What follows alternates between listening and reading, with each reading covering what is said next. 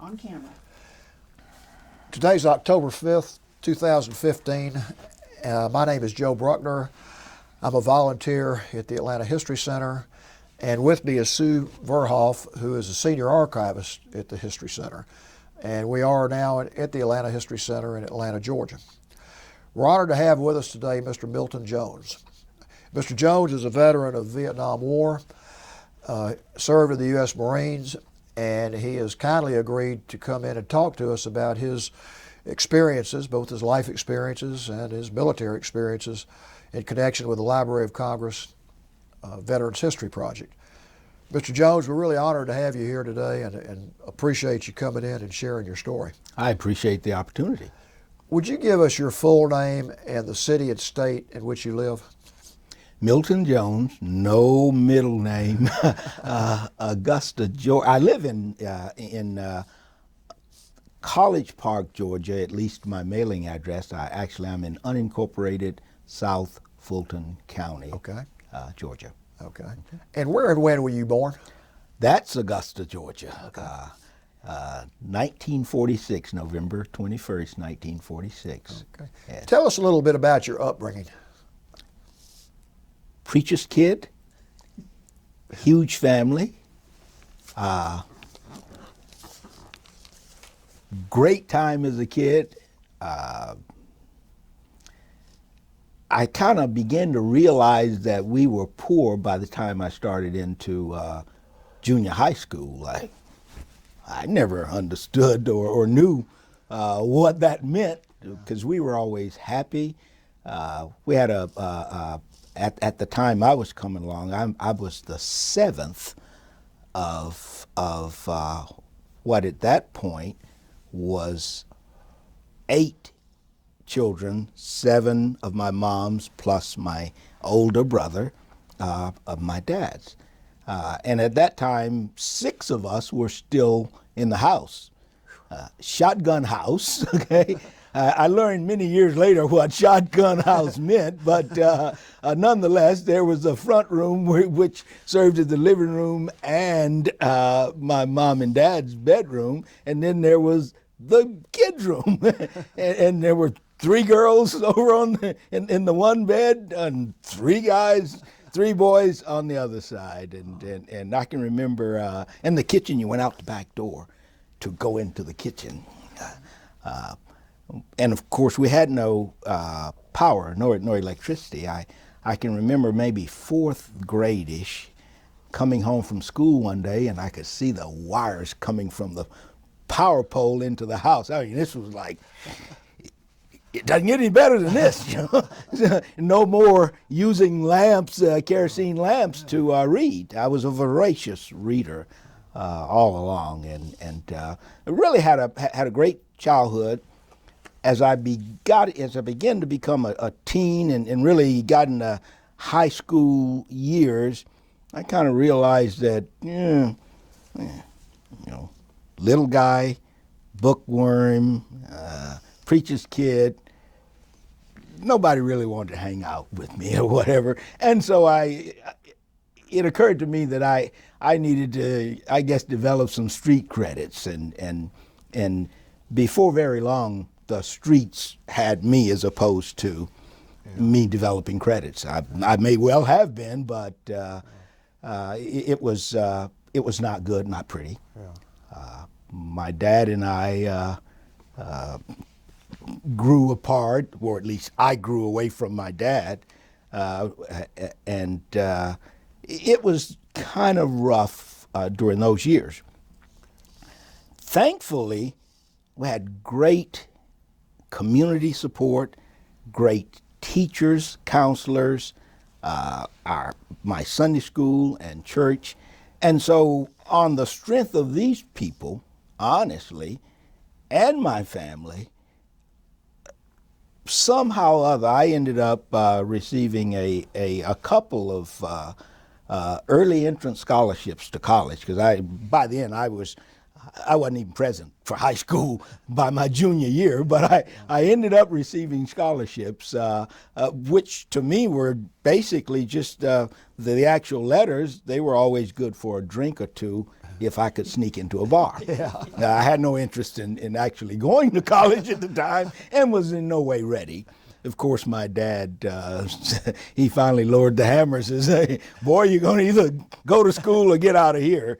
So I ended up at Payne College in Augusta, my hometown alma mater.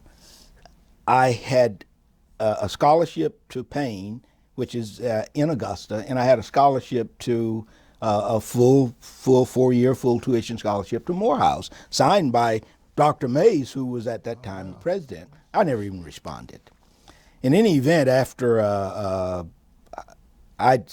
my first semester and early into my second semester of college, I realized that although I was academically sound, I in no way needed to be there, and I realized I was wasting a bunch of my time, a whole lot of other people's time, and with what was going on in the rest of my life, which at that point here I was just turning 17, and I was now an expectant dad of a 15-year-old expectant mother at the time.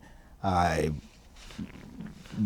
was really kind of in trouble with the police, or at least the group I ran with were in trouble with the police, and I realized later on that the guys were actually shielding me from, they wouldn't tell me when they were really going to go and do something bad, because they kind of said, Duck was my nickname, Duck kind of has a chance of getting out.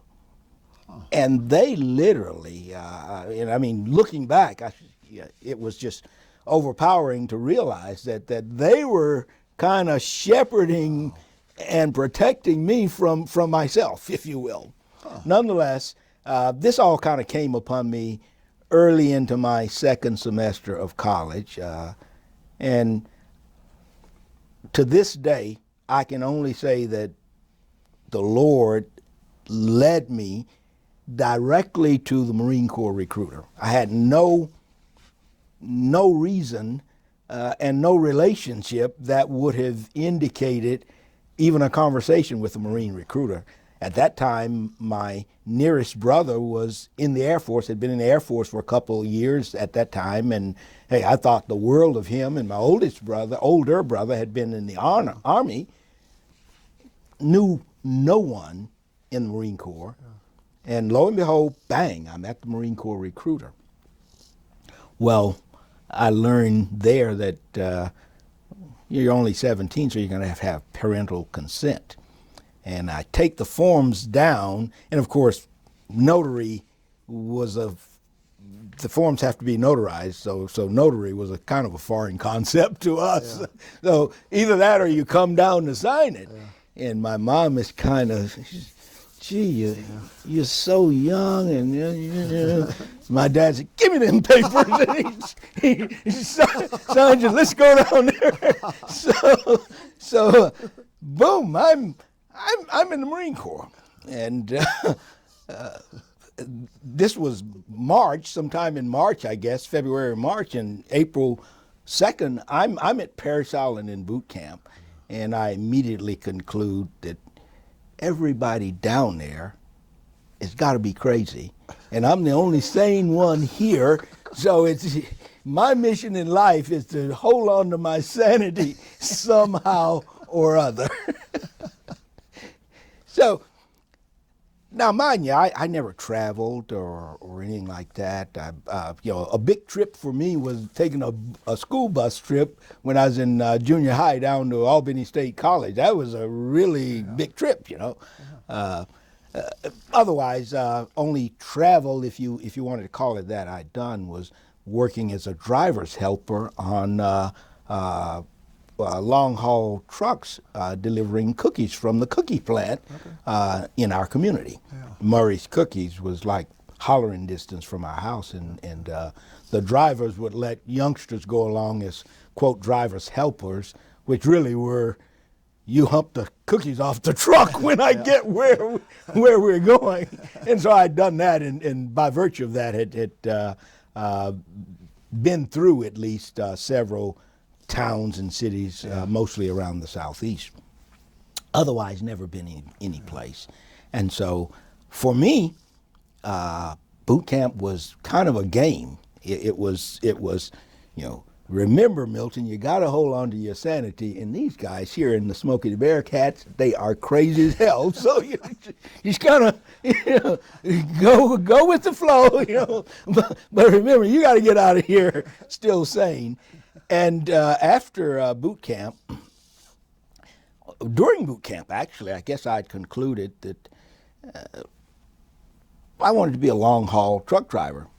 These were guys that I kind of knew from Murray's Cookies. They were one of the very, very few, if not the only ones we knew at the time, where there were actually black over-the-road truck drivers. That was a job that you didn't get back then. As a matter of fact, in Augusta, Georgia, at that time, a black man couldn't even get a job with the city sanitation department on a garbage truck. That was a, because that was a fairly good paying job and it had benefits. And our parents said, boy, whatever you do, you find yourself a good paying job with a company that's got benefits, period.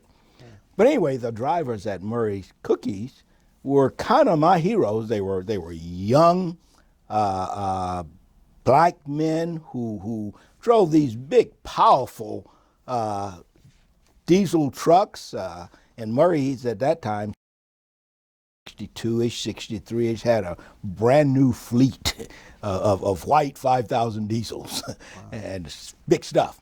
So I decided, concluded that I should be a truck driver. And besides, little guy, hey, big truck, power.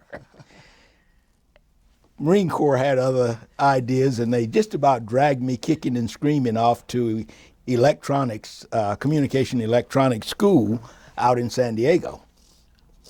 Great deal. So I go from Parris Island boot camp to infantry training in Camp Lejeune, Camp Geiger, North Carolina, and then to San Diego. And I'm at San Diego for the next year in basic electronics school, electronic telephone teletype repair school. In between that and my next assignment, which was cryptographic repair school back at the Naval Shipyards at Portsmouth, Virginia. But while waiting there in San Diego, I ended up being one of the students, if you will, who helped test the syllabus for Marine Tactical Data System, which is a fire control, battlefield command information system, if you will, battle hard, or at least hardened for battlefield use. So I'd gotten, by the time I finished school in San Diego and then another 7 weeks over in Norfolk, it is at that time, a year and a half I am into the Marine Corps, between basic training, infantry training, technical schools, etc. And so I'm a year and a half into the Marine Corps and then off to Marine Corps Air Station, Beaufort, South Carolina, 110 miles from home. Doesn't get much better than that. It's just, so here I am. I'm 18 at the time. I'm just turning 19 as I head into Beaufort, actually. Turning 19. San Diego was just, it's great. I've never been any place, so I'm out here at San Diego, and it's just beautiful, great town. As a matter of fact, many years later, I hadn't gone back to San Diego since that time. So 2005 or 6 it was, I was taking my wife off to to Hawaii on a trip, because she'd sacrificed a lot while I'd been working on the road. Yeah. And so we were going to stop off on the West Coast at wherever was going to be the cheapest ticket, which was LA, of course. And my daughter, the younger one, says, "Dad, you've got too much of your youth tied up in San Diego. You all got to go to San Diego, and to make sure you do, she and her sister had bought us tickets for Harbor Tour tickets for the Midway Museum. You got to go back to San Diego, which was great. But San Diego was great for me. Here's a kid, 17 and 18. Place like San Diego, for me, that's a huge city at that time. And just tremendously enjoyed it. So San Diego Marine Corps Communication Electronic School Battalion was, in a sense, kind of my college experience, if you will, looking back on it.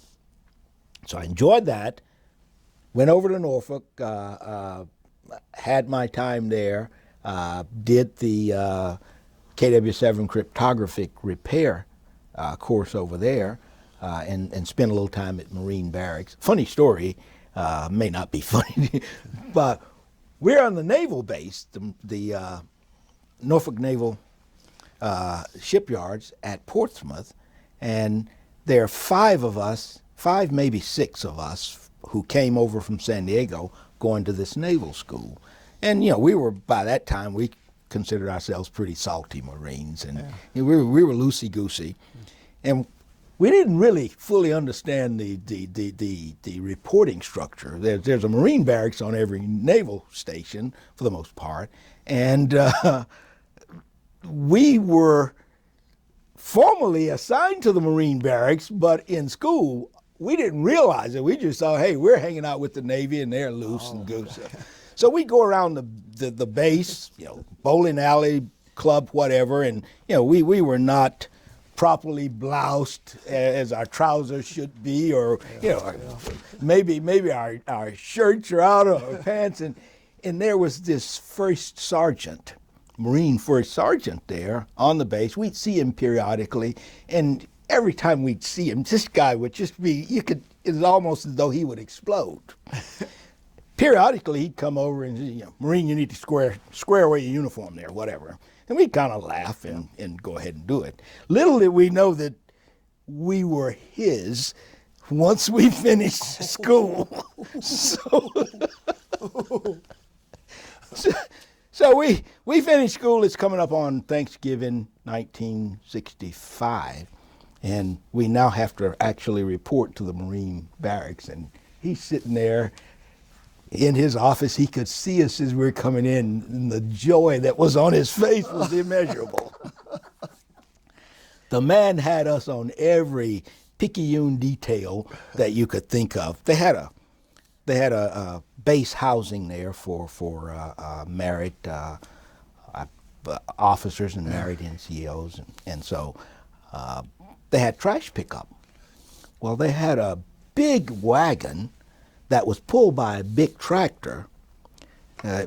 He assigned us, 1 or 2 of us, to wash, wax, and polish the tractor, whilst the other 3 or 4 of us pulled the wagon around to pick up leaves and one detail like that after another. It was kind of a lesson well earned and well learned there.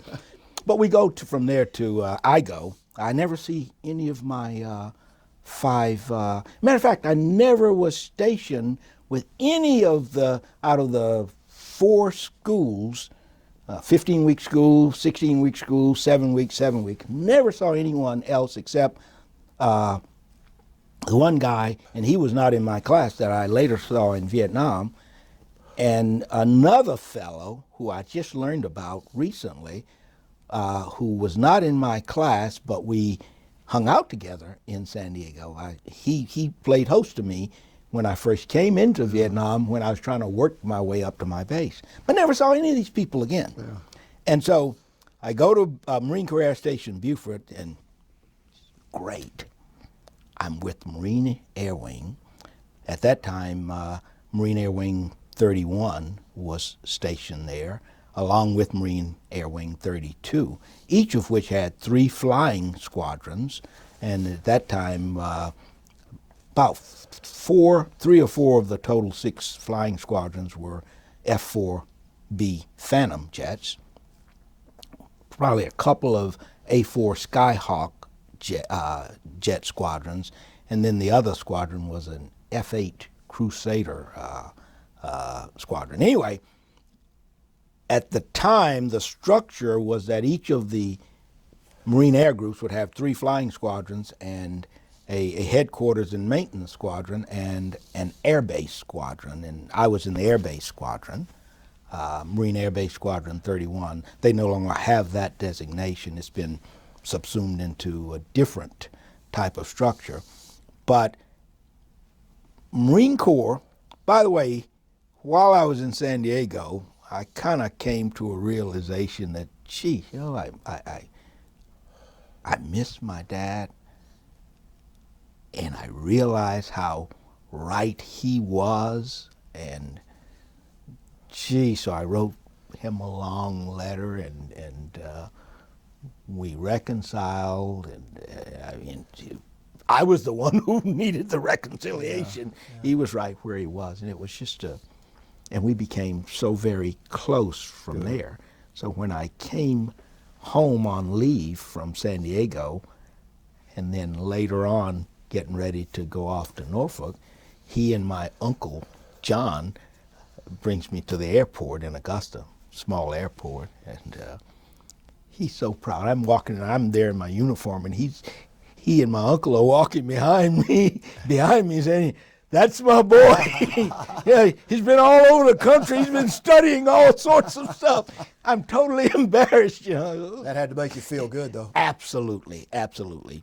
And during that leave there in '65 between San Diego and Norfolk, we just became so close that from that point on, every time we parted literally with a kiss on the lips. But I was just bowled over at his pride in me, and it just lifted me up. Yeah. Anyway, Beaufort, Marine Corps Air Station Beaufort, and the Marine Corps in general that's why I thought about my dad. I was about to say the Marine Corps in general provided the kind of structure that I needed, and I always knew in the Corps, in that organization, at that time in my life, exactly where you fit into the scheme of things, okay? Exactly what my role is.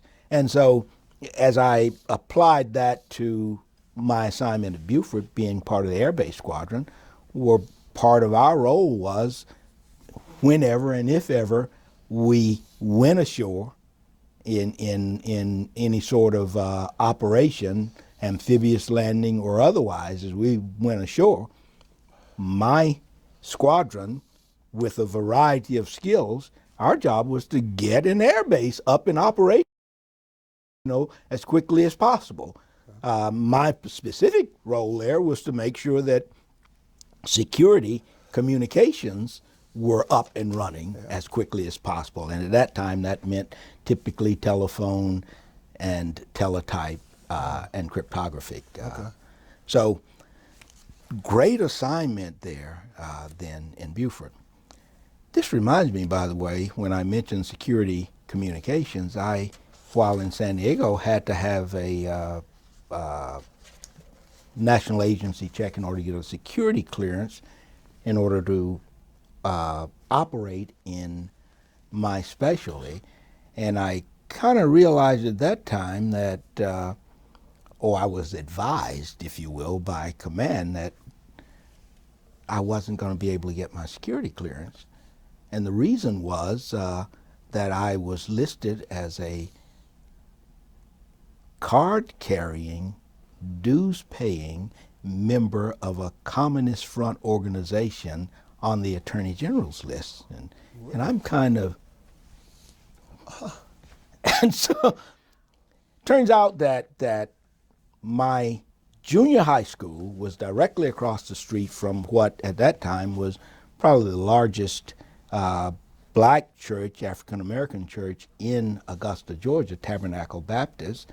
This was, I was at that school from 59-ish, 60-ish through about, because we did 8th, 9th, and 10th grade there, through, say, 63, early 63.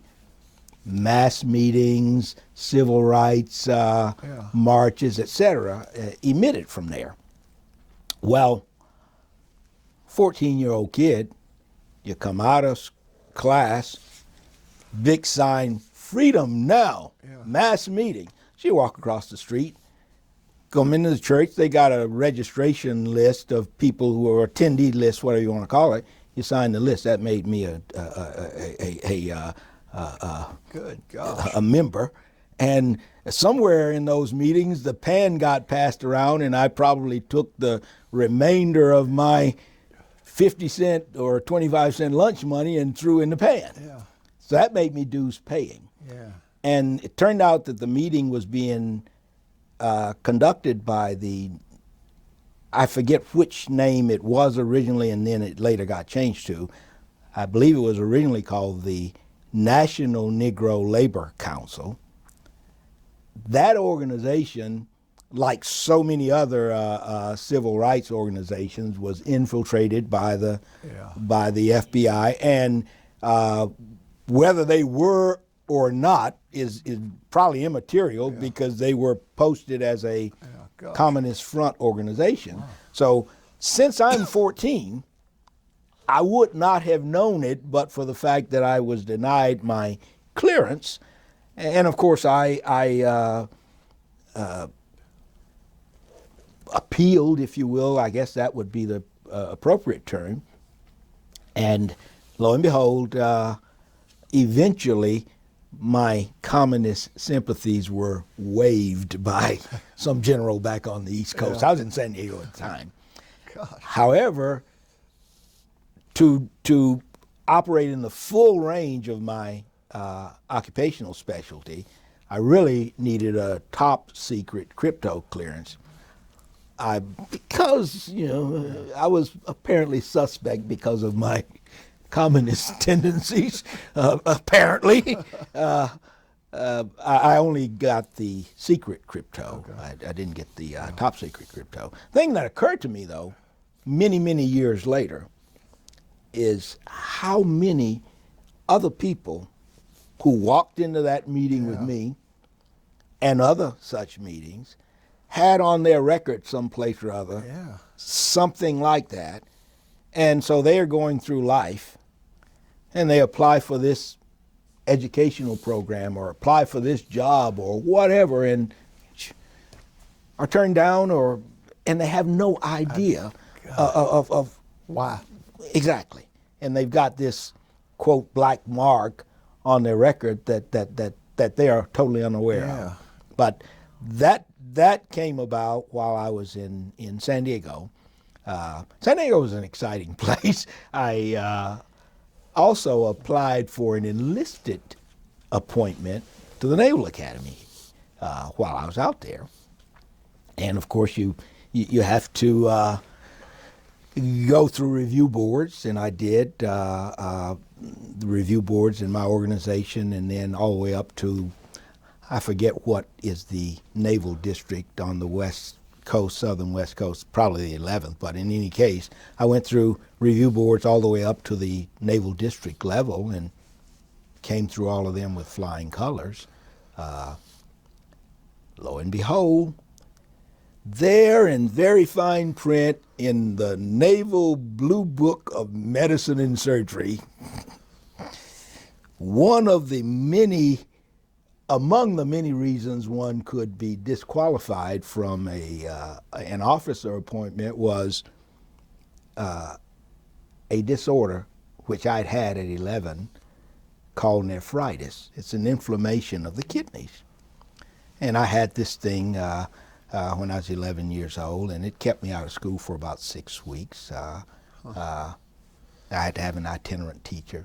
Never any recurrences ever at that point or since.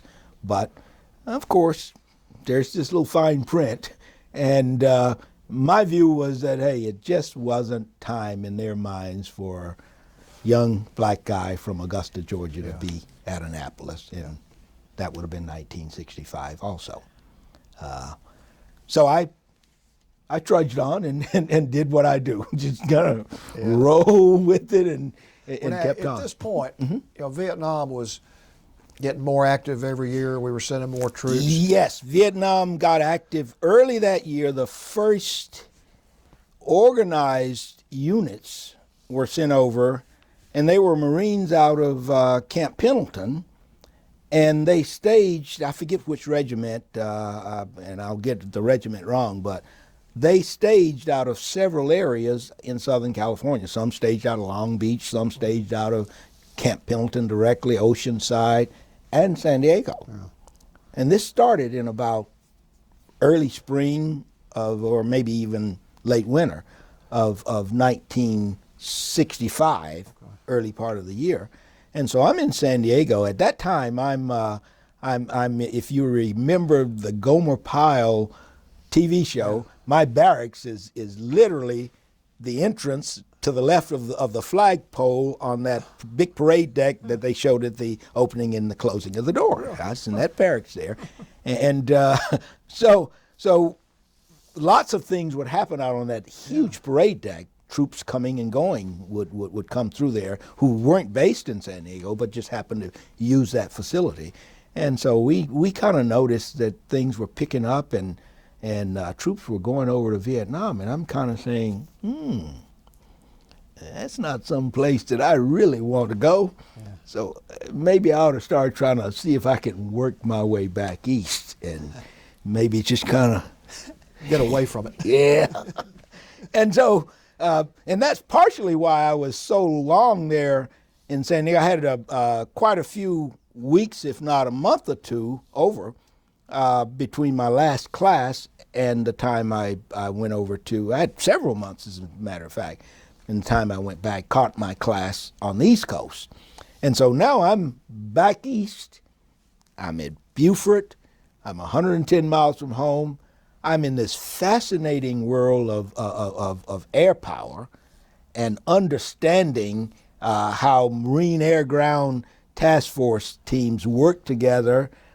During that year, I went afloat as part of Marine Expeditionary Brigade that was we operated in the Atlantic and the Caribbean area. And back then, the island of Vieques, Puerto Rico, was still open and being used as a live firing range. They shut it down just within the last 10 years or so. I didn't know it at the time, but people actually lived on the darn island. They had big signs up saying, U.S. reservation, danger, do not enter. But there were people living in other areas on the island. Our brigade, we were doing joint exercises, and it's just go down there and just literally blow the island away. This is what you did at the time. And I was on board the Pocono, USS Pocono, which was the command ship. AGC-16 was the command ship for that particular amphibious ready group as we went down there. And it's just exciting. We had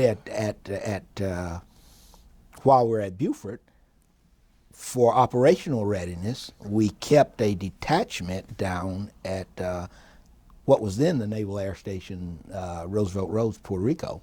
So we periodically had to go down there so we go down to Puerto Rico, and it ain't bad. Yeah. When we went afloat with the expeditionary brigade, after we finished the exercises, well, then we took liberty. So we ended up in Aruba, Netherlands Antilles. We ended up in Jamaica and in St. Thomas, Virgin Islands. Some good travel. Great travel. I'm 19 years old, I guess. Yeah, I just turned 19, and I'm a professional, an experienced professional in my field. I know what I'm doing, and I've got a broad array of skills. This is great. Life is good. And so somewhere along the way that summer, life is good, and I get these orders to, the orders basically read, they all kind of said about the same thing, report to the officer in charge, Fleet Marine Forces, Western Pacific. Yeah. So we get orders to Westpac and just oh, damn. You knew what that meant. Yes, yes. So actually I had to report to Camp Pendleton to get ready and to do some pre-deployment training at Camp Pendleton. And So when did you take off for your deployment in Vietnam? We left on board an old rust bucket named the General Leroy L. Tinge was the name of the ship. I think it was probably one of those old World War II Liberty ships that was repurposed, and the merchant marines were operating the darn thing. And so we took off. I wanted to think it was in November. My records now say it was December. Of what year? Of 1966. Okay. We arrived on Okinawa, I do know, on like Christmas Eve of '66. Now I'm in Beaufort. By the way, while I'm in boot camp, I started writing the lady who is now my bride of 47 years. Now we've known each other since we were 3 and 2, respectively, and we grew up in the same community, same Sunday school and church, and then they moved when I was about 12, and she must have been 11 at the time. And so we saw each other maybe once a year. She'd come home to visit relatives, and I'd see her like at the holiday time, and that's it. So last time I'd seen her was 1963, holiday season. So now I go in the Marine Corps, and you're in boot camp. You need to hear from somebody. Yeah. I'm writing letters. She's by then probably a junior or senior in high school. She could care less. Yeah, she's out doing whatever young ladies do when they're in high school. Yeah. And so eventually I write her like a 8 or 10 or 12-page epistle and include in it a stamped self-addressed return envelope. And she finally answers. So we strike up a relationship through the mails, actually. All the time I'm in boot camp in South Carolina, and then North Carolina, and then San Diego, and then Norfolk, and now back in South Carolina at Marine Corps Air Station Beaufort. So we're over a couple of years. We're now in 1966, and I go down to Miami and visit her. They live in Miami. Go down to Miami and visit her a couple times, and we became serious through the mails. And I guess technically we got engaged through the mails. When I sent her a couple of friendship rings. No, I sent her a friendship ring and a birthstone. Birthstone ring. And I let the jewelry salesman, he saw me coming. He says, "Hey, Marine." So he sells me a ring, and I say, "Well, I like this friendship ring, but her birthday's in December also. Tell you what, you send her both of them and tell her to send you back the one that she doesn't want." Oh, what a salesman. He says, "Yeah, meantime, I won't send you a bill until she sends the other one back." Really? So, of course, I'm not too swift with women, okay, at the time. So I send her both of them. She keeps both of them. In any case, we've been communicating, and so I go down that year to visit her a couple of times, and I'm sure I even got a picture I brought with me, a copy of it with me. When we went out, her parents treated us to a night out on the town because, hey, I'm a Marine. Yeah. I got no money. Yeah. But we went out, and I had my uniform on, which at that time bought some respect. Oh, yeah. And so I go and visit her. I get my orders October to Westpac of '66. And I know I'm going to Vietnam, so I go to Miami to visit her. And during which time her baby sister is born. But I go visit her, and we talk about marriage, etc. We couldn't make it happen, but we actually did go and we exchanged bands. Yeah. And so I come back to home, Augusta, visit my parents, because quite frankly, I have no desire at all to go to Vietnam. Yeah. But hey, I'm a Marine. Right. I do what the big green machine wants me to do. So I go out to Camp Pendleton, and we train out there for several weeks. We board the ship either late November or early December. We're at sea for roughly a month, and I show up on Okinawa just at Christmas time, and Okinawa was great. As I look back, though, most things are great for me, or I don't remember them. Yeah. That's a great attitude. That's good. But I'm on Okinawa, and I'm at Camp Hansen on Okinawa, and I'm with an organization called Provisional Service Battalion.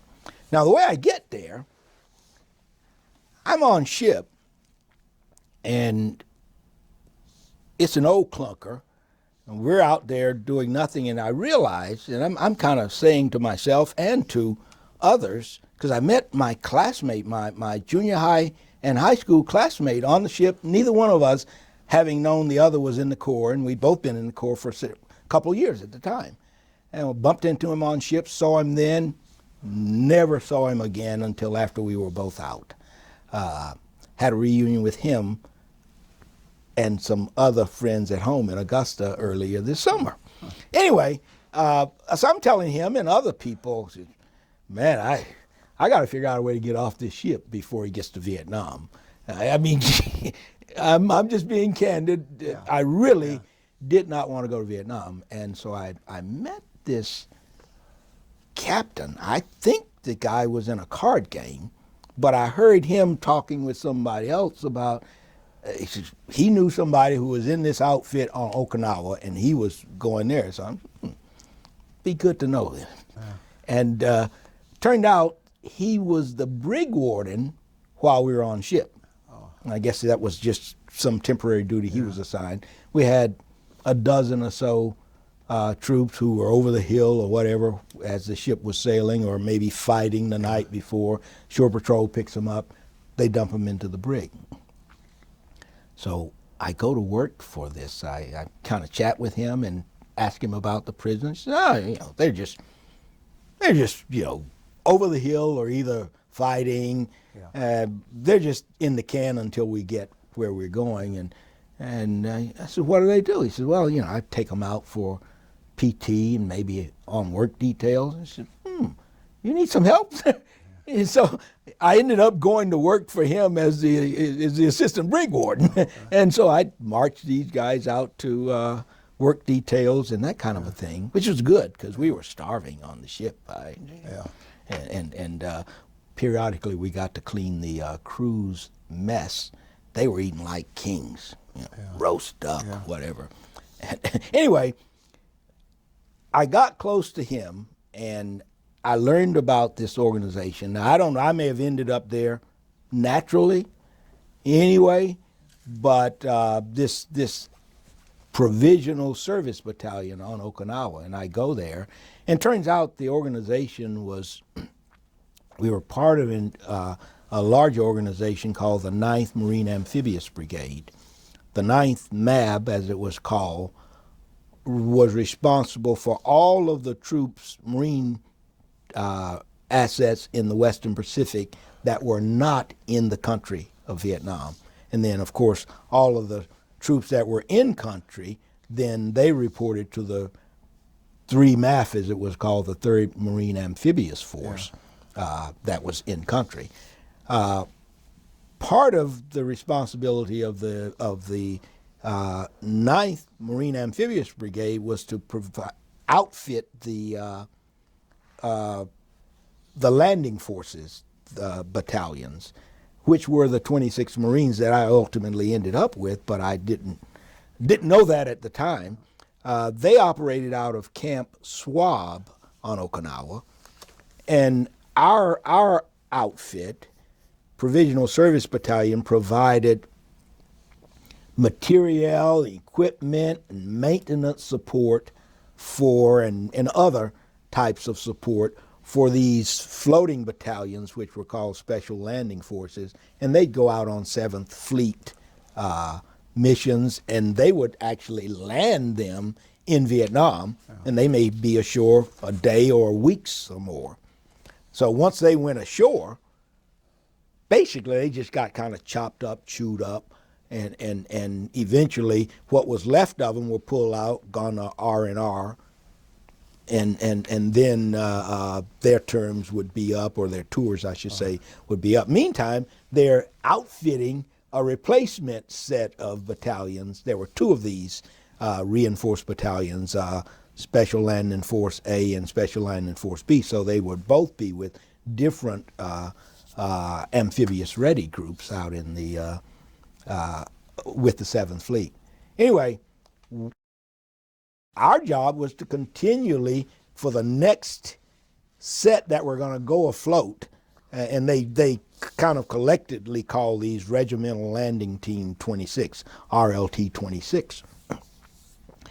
So we were constantly outfitting the next group to go ashore, and if need be, repairing and replacing and refurbishing some of the equipment that might have been salvaged from the last group that went in. And so it was a lot of work, but it was great work. It was meaningful work, and Okinawa was just a great time. Great time for partying, great time for work, great time for extra assignments, and just I could have stayed there, but I eventually So got you went to orders Vietnam from there. Yes.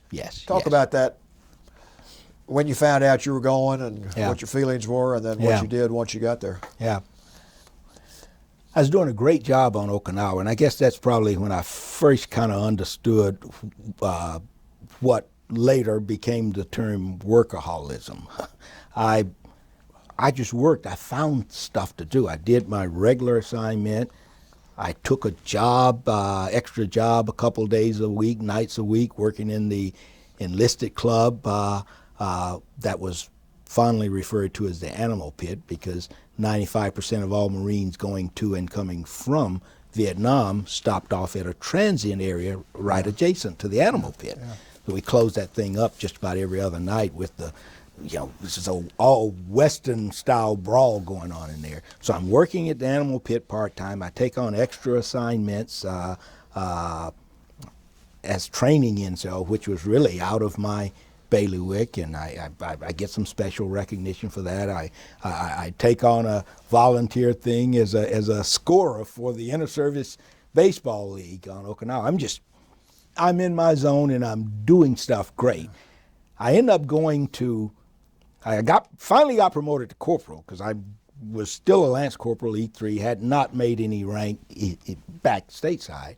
And so I finally made corporal, and I go to NCO school amidst all of this. It's an inter-service school with Army, Air Force, and Marines in it, and I end up coming out first in the class, plus I'd done all these other extra duty things and had been recognized for it.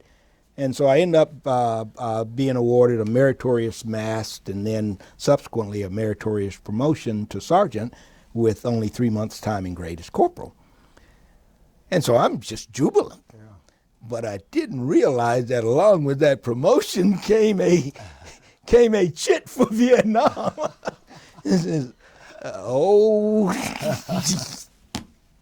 Damn. So, okay, so I gotta go. Yeah, I went. I board a Continental Airlines charter. I'm probably one of, if not the only one of very few people on the plane. I mean, it's got flight attendants, the whole kit and caboodle. I'm one of the few people on the plane who are sitting there with full gear on, flight jacket, got my helmet under my seat, and I got everything except a weapon.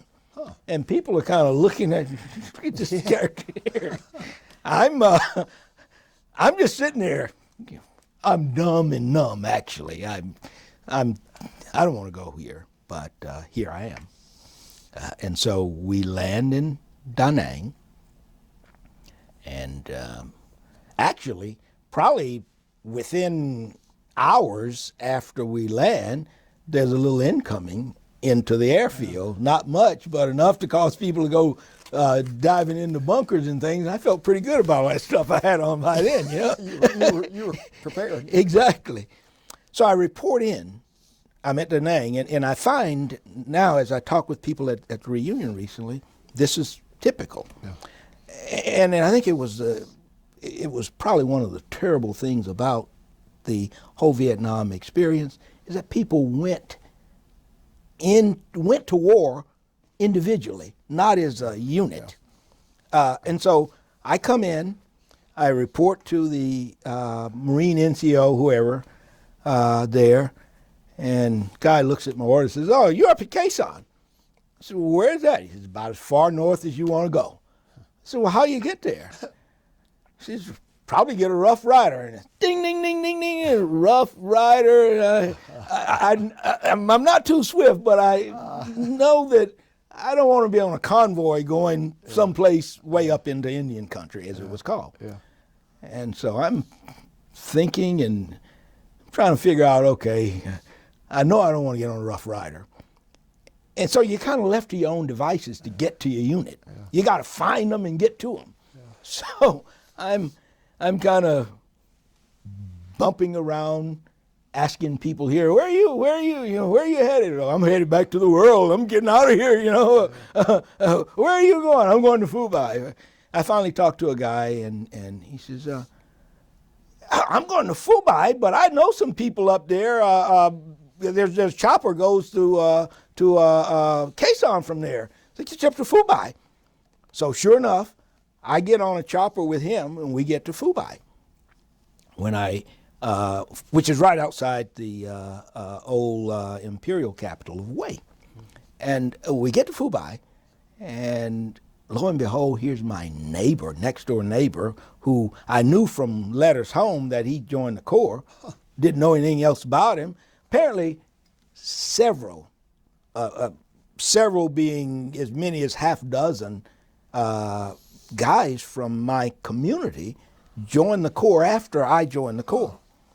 And so here's Richard Jordan, he's there, and here's John Kelly, who I met, and we spent a lot of time together in San Diego while we were in tech school there. He was a radio technician, and I was teletype and telephone and crypto. They basically hosted me. I mean, they're living like kings in Phu Bai. Anyway, I stay there for several days, and they take good care of me. Make sure I know where the good chow is and whatever. And I then managed to board a chopper into Dong Ha on the way to Khe Sanh. And so eventually I go to Dong Ha and then work my way over to Khe Sanh. And I get to Khe Sanh, and things are kind of quiet at the time. I knew about what is now called the First Battle of Khe Sanh, also called the Hill Fights. Hill 881 South and North, Hill 861, 951. All of these were hills, and Hill 1015, although there wasn't much happening there. All of these were hills that we'd seen coming over the wire as we were back on Okinawa, that this was all hot. I never realized until I got to Khe Sanh that these hills really were, here's Khe Sanh, about 700 and however many meters, and then these hills were all hills of higher altitude surrounding Khe Sanh. And so now I'm kind of putting two and two together. Gee, it was bad up there the last several months. It's quiet now, quieter I should say, and it kind of stayed quieter while I was there. Now, according to my fitness reports, I did a marvelous job of keeping equipment running. I essentially was the electronics maintenance chief in my role there. So you were in charge of maintenance and repair of the electronic equipment. Yes, General. and specifically communications-oriented electronic equipment and related test equipment. And there were other technicians there.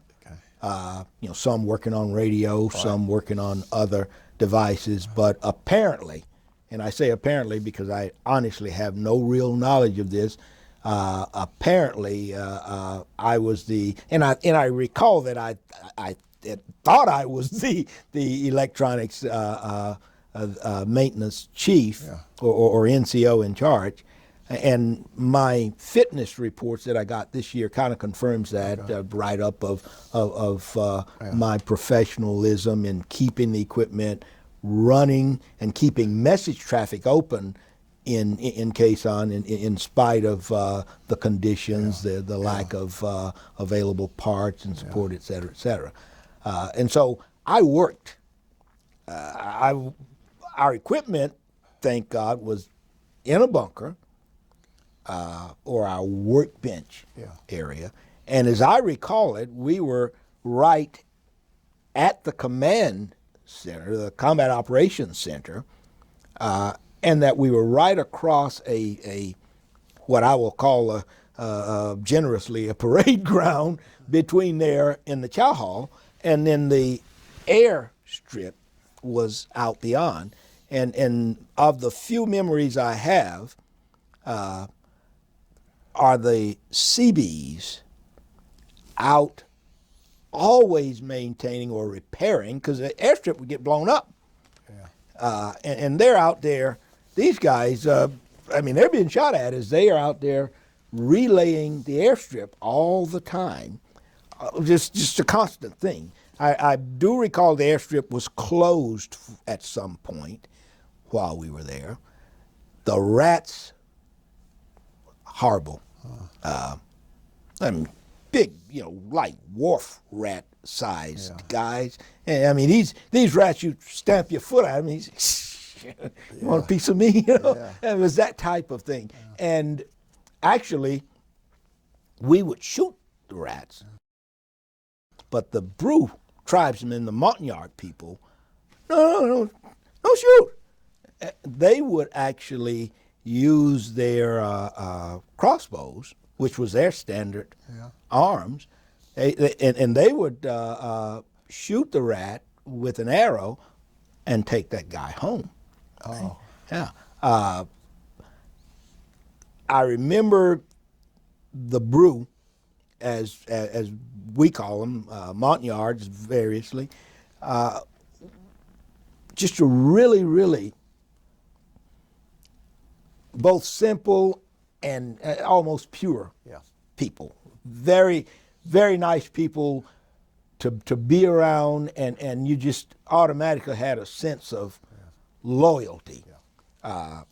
They periodically, some worked on the base, others would come in with because there were any number of what do you want to call them, dark types of units operating out of Quezon, and the kind of the weird guys, the spooks, etc. And most of these units had indigenous people working with them, because they disappear off someplace or other for X number of weeks, days, weeks, and nobody knew where they were. Yeah, exactly. Yeah, they were gone over into Laos or gone up into North Vietnam or wherever. But and the Brew, they were, hey, we kind of live here, but you got the sense that they really didn't consider themselves Vietnamese or anybody. They considered themselves Montagnards, who just happened to be typically friends of the Americans. Yes, they were. They absolutely were. They absolutely were. So I remember that. I should remember, and people tell me about it, and I see the names. I should remember in October when C-130 crashed and burned. I've got the names from the wall of probably 5 of those crewmen died there. Only one, say, of 6 crewmen survived, and that was the captain, the commander of the craft, because Quezon was a major resupply issue. Even when I was there, the road was cut. Yeah. Shortly after I got there, the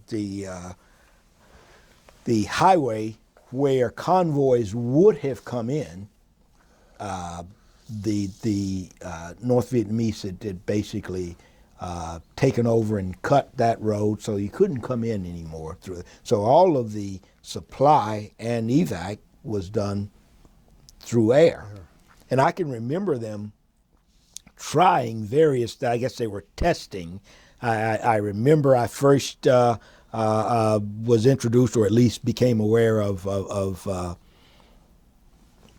low altitude parachute ejection, where they come across the runway, that high, and basically use a chute to jerk the cargo out while the plane never stopped and kept going.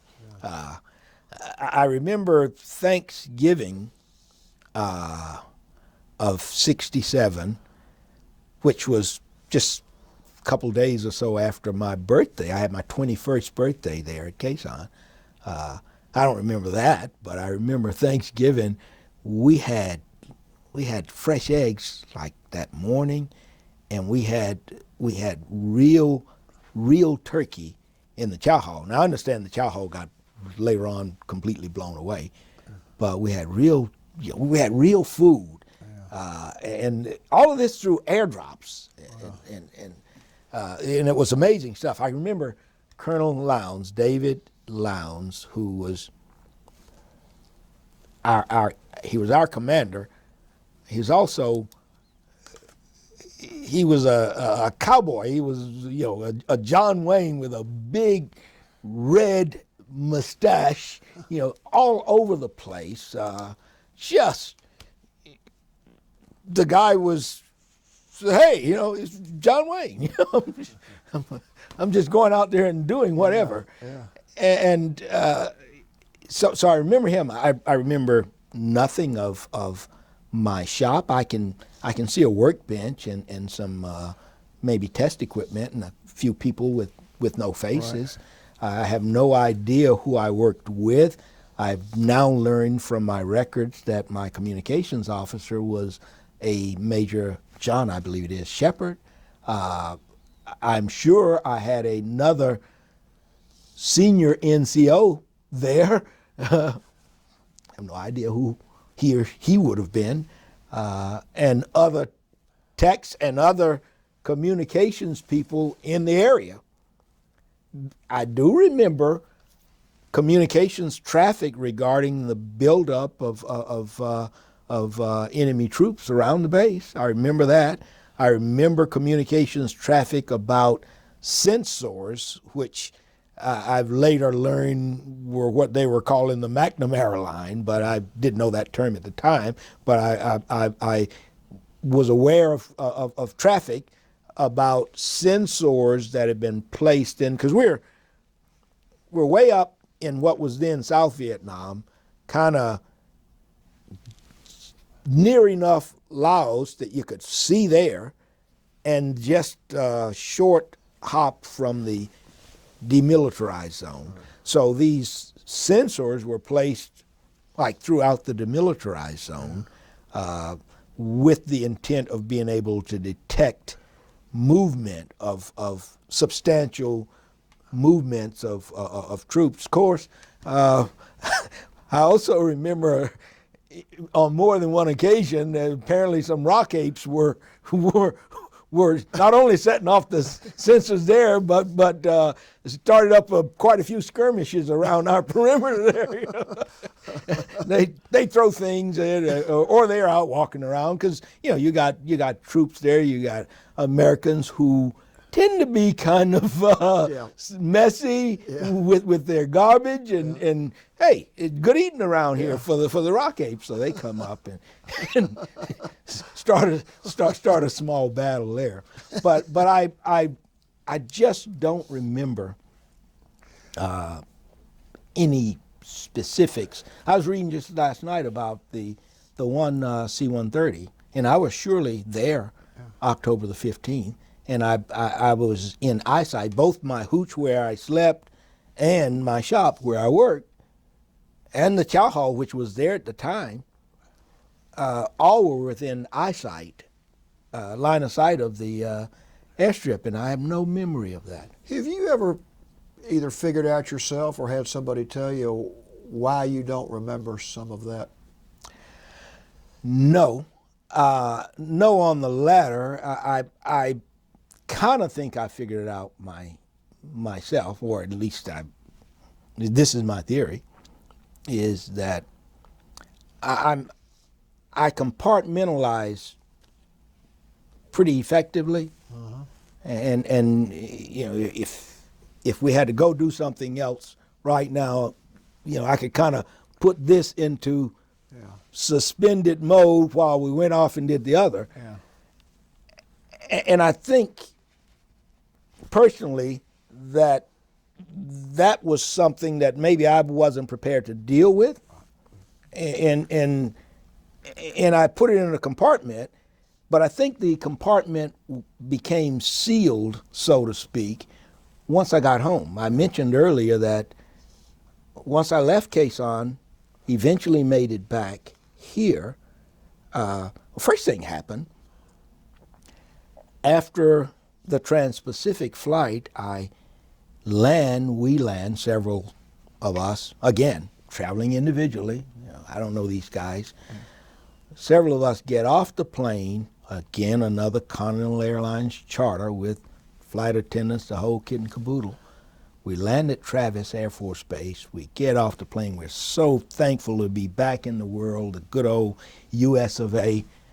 We get off the plane and we kiss the runway, kneel down and kiss the runway. I'm home, I'm back in the world, everything's going to be great.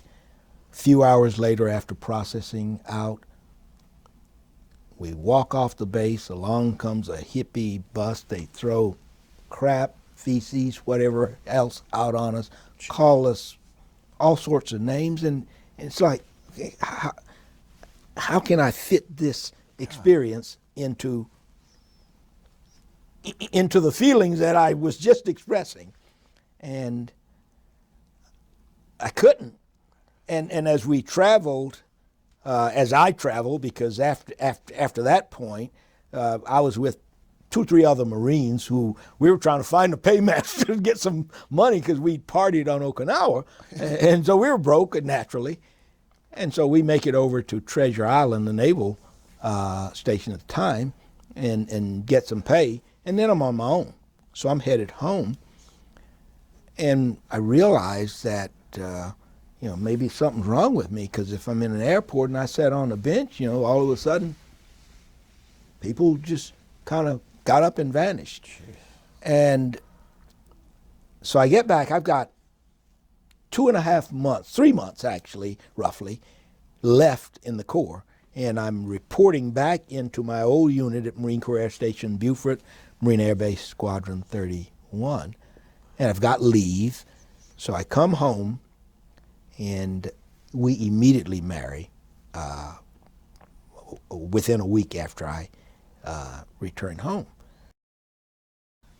Few days later, here's Quezon emblazoned on the front pages, on the 6 o'clock news, in magazines, Time magazine, wherever. And this is to the question of you know, the compartmentalization, and also to feelings in general. I'm looking at this stuff, and my first, I guess, impulse is, man, thank God I'm out of there. I'm back in the world. I'm not dealing with that. And so then kind of the next thought was, I wonder if anybody heard me thinking that, because I'm supposed to be back there with the troops, with my brothers, and you know, does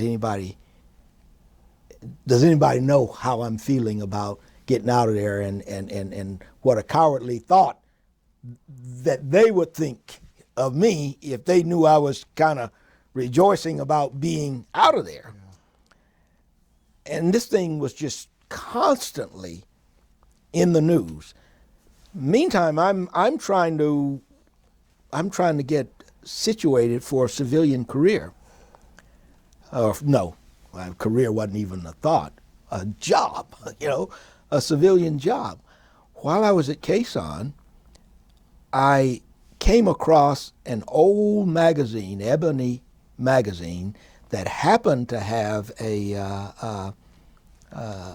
one of these little coupon ads, recruiting ad. People with whatever skills, electronic maintenance skills, complete this. And I sent the thing back into IBM. Turned out it was IBM Atlanta. And literally, I got a response from them while I was at Quezon, and we found the letter, I don't know, 15, 20 years ago, and I kept it. And I kept the letter. It was folded up in my pocket, got Quezon, spots of Quezon mud on it, red mud. But wow. I kept that letter. I'm thinking, this is my ticket when I get back. And sure enough, this would have been, say, October-ish of '67 when I communicated with them, September, October. They answered in October, if I'm not mistaken.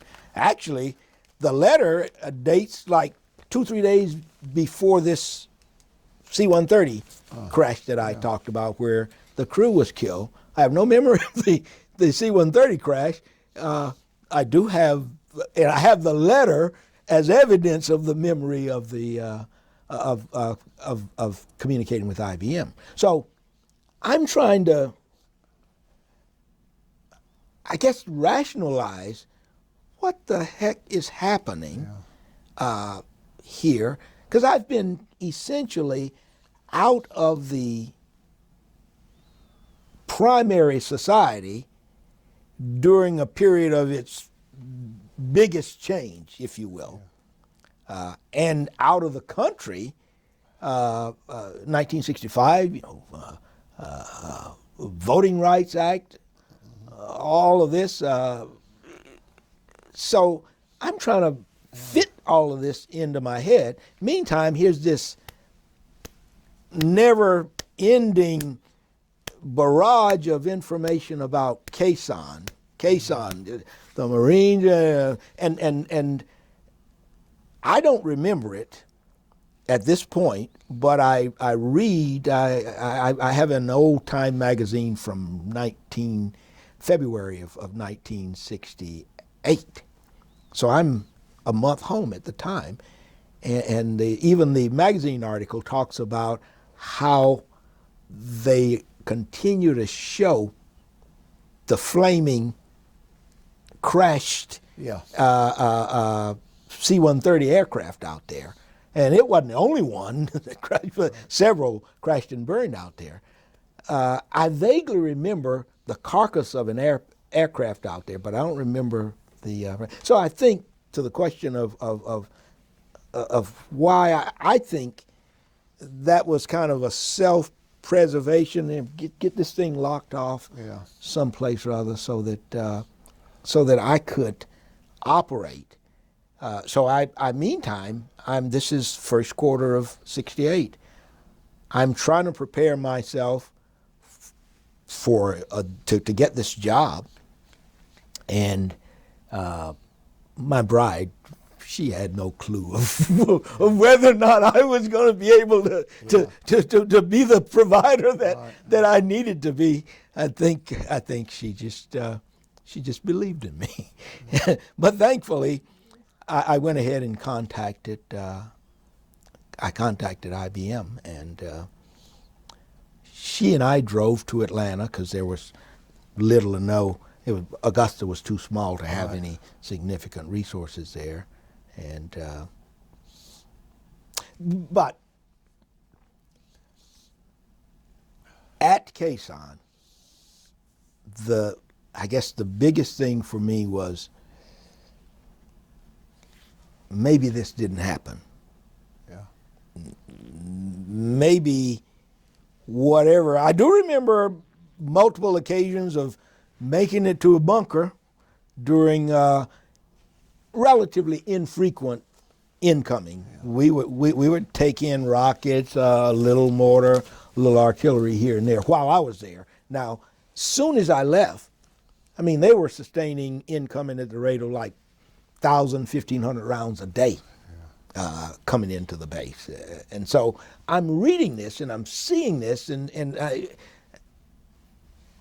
it was, I think it was just more than, it was an overload psychologically, and I just kind of pushed it off.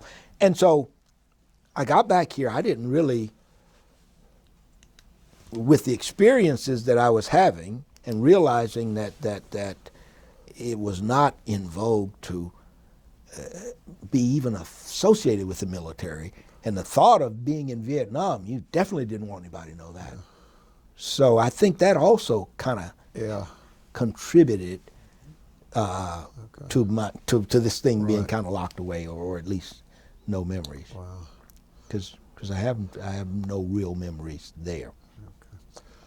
Then once you got back, you settled down and started working, I assume? Yeah. It's interesting. I got that letter from IBM, and I was holding on to that thing like, this is my ticket. And so I come back. We're living in Augusta, which is hometown for me. I'm stationed at Beaufort, South Carolina, 110 miles away. So I take a couple days off and we drive over to Atlanta. And I come in to the IBM office. Now, mind you, I don't make an appointment until I get here. So we come into the IBM office, and I have my uniform on, and I come into the office, and I ask for the same, I'd called in, asked for the gentleman who had authored the letter to me, and of course he shunned me off to the appropriate person. Right. And so I asked for this fella, Mr. Lovett, Bill Lovett, and he wasn't around, probably. So I kind of stood around. And in those days, 68, most offices kind of had a glass front area, had a kind of a big imposing reception desk where the receptionist would kind of look over at you. And they had a door to the back office that was also glass. Yeah. So you got this Vietnam guy out here in the lobby. So they're telling me, well, we're going to see if we can't get an appointment for you. And if you'd like to call back, he says, no, you don't understand. I need to see I need to see somebody today. So one guy comes out. He actually takes me back and interviews me. And he's got favorable words. Good to have you here. Good interview. I'm sure we'll be in touch. And pat me on the back, and I ain't going anywhere. I'm spit shine. I got my barracks hat on. That boy is shining, gleaming. My shoes. I'm squared away. So he goes off into the back. I'm still around. I can see people kind of coming in, kind of looking out the windows. Is that crazy guy still out there? So the guy comes back out again. I have a couple of interviews. Finally, I tell him, says, you don't understand. I need to know if I've got the job. He says, oh, this is highly unusual. Our practice is to let you know by letter what our next steps are. I said, you don't understand. I'm getting out of the Corps in a month or two. I got a brand new wife. I need to know if I get the job. He vanishes off again, In the meantime, I think this is becoming kind of a soap opera in the back, because other people are coming along and says, let me see who that guy is out there. And so he finally comes back and says, this is highly irregular. I'm not authorized to tell you what the salary might be, but I can say that you will be getting an offer. I didn't hear anything else yet. Doesn't matter to me what the salary is going to be. I don't have an appreciation for civilian money anyway, you know. Boom. Go out of there. Sure enough, the next week or however long, I get a letter from IBM with an offer to go to work, literally to start. I'm getting out on April Fool's Day of '68, and they want me to start up April 2nd. Gosh. And so I call them and ask for a little bit of time to get moved. And so I started on April 8th. Gosh. And actually, going to IBM, essentially I traded my Marine Corps uniform for an IBM dark suit with white shirt. Yeah. You could wear any color shirt you wanted to as long as it's white. And drab tie. And I traded my Marine Corps uniform for the IBM uniform, and I traded my hard metal Marine Corps toolkit for a nice, disguised like a briefcase, IBM toolkit. Yeah. And I came to an organization, IBM, of the 60s, which was very regimented, very hierarchical in its organizational structure. I knew exactly where I fit in the organization, what my role is, what my contributions could be, etc.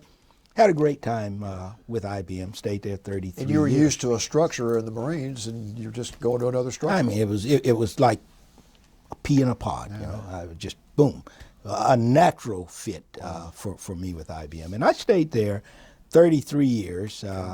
Actually, a couple months shy of 33 years, and I retired there about 15 years ago. Boy. Yeah. Well, that's a credit to you for your persistence. Yeah. I mean, a lot of people would have just walked out of that office and waited for a call. Hey, I had a new bride. That makes you persistent. Yeah. Yeah. Well, tell us a little bit before we finish about your family. Wonderful family, wonderful support structure. My immediate family, my wife, and our two daughters, and I mentioned my daughter, Norma, my older daughter. Barbara, my wife, we go back to 3 and 2 years old, respectively. We have Monica and Marcia, our two daughters. They're both young professional women doing their thing. The older has been in the law firm marketing business. She works for a major law firm and has been with law firms for many years. And the younger is a counselor who happens to now be, for the last several years, probably 5 years ago, working as a contract military family life consultant. So she's been working with the various military units on the stress, both the service member and their family. So she kind of, we always I always felt she's looking into my mind, you know, from the beginning. So she kind of helps to manage me. But she's kind of an aside. Her first couple of years doing this, she'd do an assignment, a few months, and then she'd be off doing her regular practice, and then she'd go back and do. She was working with the Army, and then she's working with the Air Force, and she did several, 4 or 5 of these rotations. And I'm kind of sitting back there saying to myself, gee, I know that's her business, but sure would be nice if she really had a stint with Marine Corps, because that way she'd see how it's really done. Yeah, that's right. Everybody should have one. Yeah. So sure enough, she's now probably in her 3rd year or 3rd cycle anyway of working with the Marine Corps. So she's working right now with Marine Corps Recruiting Station Atlanta, and I think she's hooked. Well, I know they think the world of you. Well, they're a blessing to me. We have wonderful friends, have wonderful family as far as my siblings, and there's still 8 of us left alive. And You're a lucky man. Yeah, yeah. And so there are plenty of subsequent generations. Norma has my 3 grandsons. Oh, great. Our other girls have no have no children. Yeah. That's wonderful. Yeah. I want to ask Sue, before we get much further, if you have any questions that you'd like to ask. No, I think I'm good. This has been fabulous, really.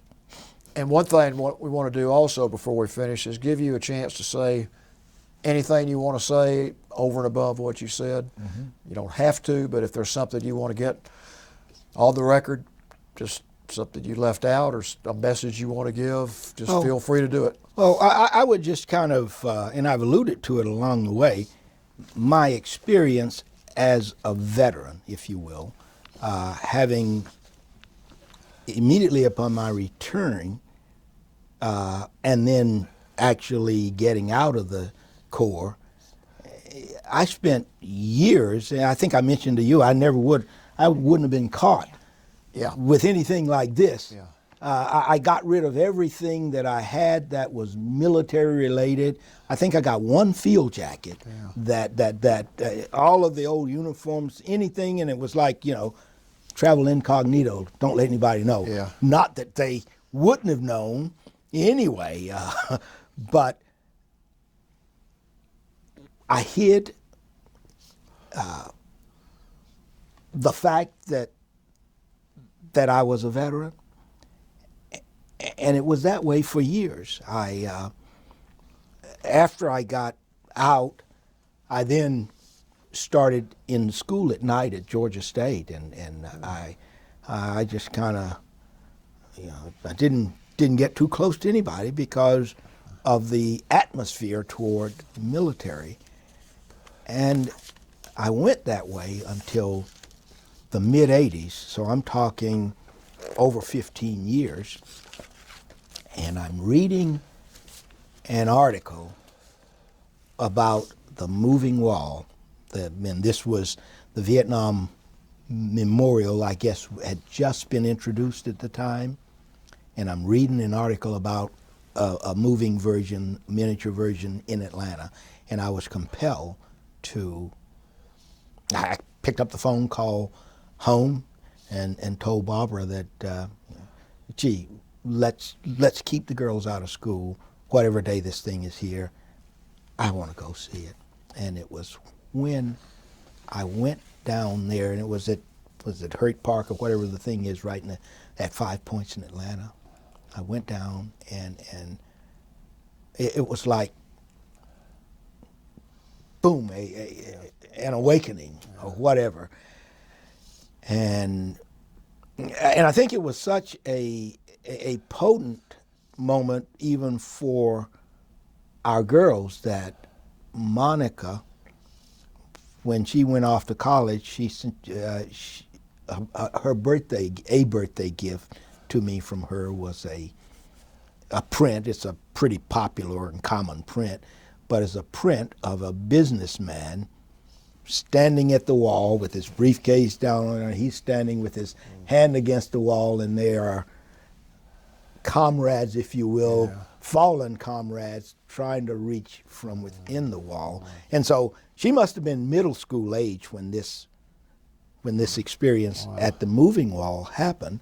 So it had to have been impactful for her. Yeah. But for me, it was just like things just open up. Yeah. I was in tears. And even then, though, I never was really, I hadn't reached the point where I wanted to talk about the military, and certainly not publicly acknowledge that I had something to do with the military. And so probably at about the time I'm retiring from IBM, which would have been 2000, 2001, it was actually January 2001 I retired, I began to, within this last 15-year period, have more and more interest in, and so now I've been trying to put together, my experience, and it's been very cathartic for me to try and rebuild especially my time on Okinawa and on Vietnam, in Vietnam. Yeah. Well, you got an amazing story, and you're an amazing person. I mean, growing up, you didn't have the opportunities that some people had back then, but you made your opportunities, both with the trucking company when you were unloading it, when you were a teenager, Yes. all the way up to hanging around the office at IBM. And you served in one of the more dangerous theaters of Vietnam during a dangerous period. And your family obviously loves you and respects you for a lot of reasons. And we want to thank you for doing this, and particularly thank you for your service. Well, thank you. Thank you for the opportunity. Thank you for your service and for coming.